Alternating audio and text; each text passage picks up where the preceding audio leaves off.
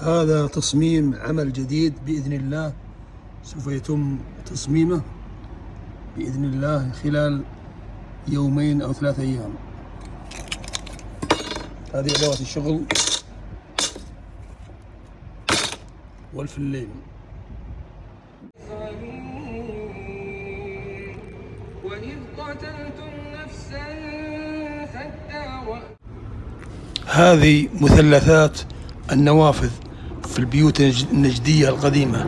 طبعا تقدر تصممها من مادة الفلين، الصحائف الكبيرة يسمونها الفلين. أيضا هذا اللوح هذا أخذته من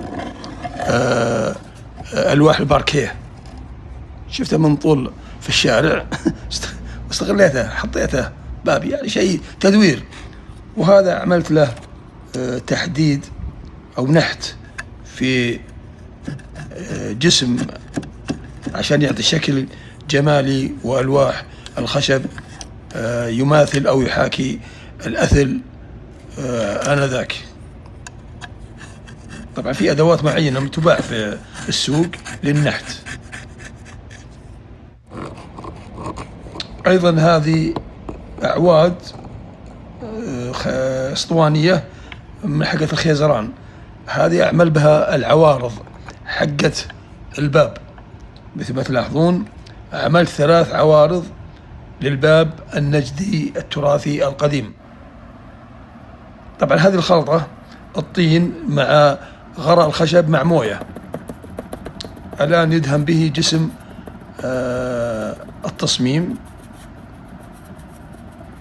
بطريقة يعني متناسبة، لا تكون خفيفة ولا تكون ثقيلة علشان يكون المنظر جميل. هذا طبعا استخدام الغراء الحراري في لصق النوافذ المثلثة.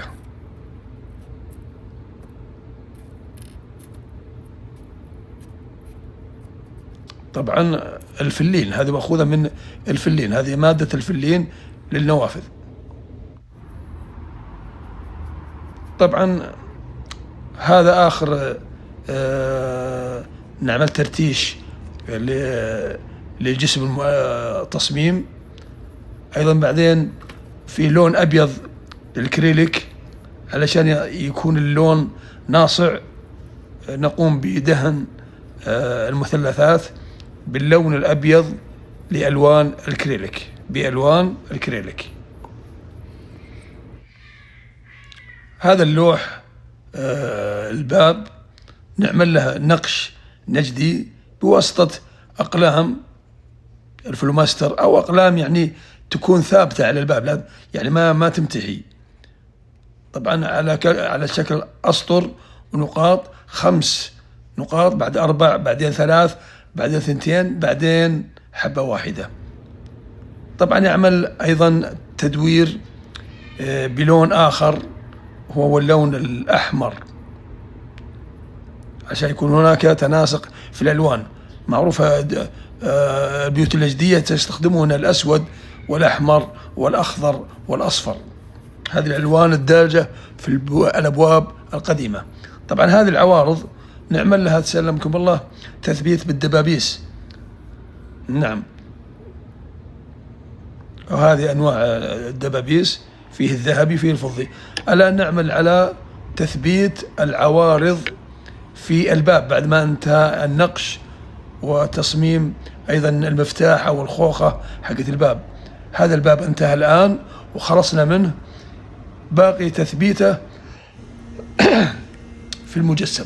طبعا نعطي خلفية للمجسم بوضع قماش السدو ليعطي منظر أو يخبي الخلفية من الفلين. هذا العمل النهائي لبوابة القصر التراثية. مثل ما تلاحظون المثلثات، الباب التراثي القديم، الدهان بالطين سلمكم الله،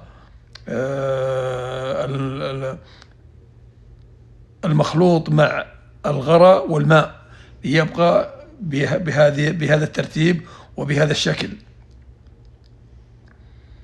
طبعا يوضع له مثل ما ترون قاعدة تمسك، وهذا هي مادة السدو، وضعناها خلف المجسم ليعطي منظر جميل. هذه أيضا نفسها فلين، القاعدة هذه فلين، نقوم بتثبيت المجسم على الفلين بالغراء الحراري وبمساعدة غراء الخشب ليبقى المنظر النهائي كما ترون. والسلام عليكم مع تصميم جديد بإذن الله.